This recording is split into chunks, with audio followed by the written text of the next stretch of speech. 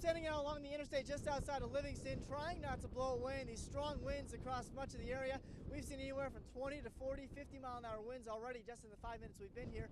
And as you can see behind me, we do have restrictions along I-90. There are severe crosswinds, and the Montana Department of Transportation trying to advise motorists of that. Now, just to my east here, along mile marker 330, exit 330 for Livingston, trucks are being guided off of the interstate because of these strong crosswinds, and it's only going to get worse as we go into the evening hours tonight. The strong winds, and then you add snow to the mix. There's the possibility for whiteout conditions, particularly along Bozeman Pass just behind me here. So if you do have to travel, I strongly advise keeping it tuned to Montana's news station, where of course Mike and I will keep you ahead of the storm. From just outside Livingston, I'm Adam Bell from Montana's news station.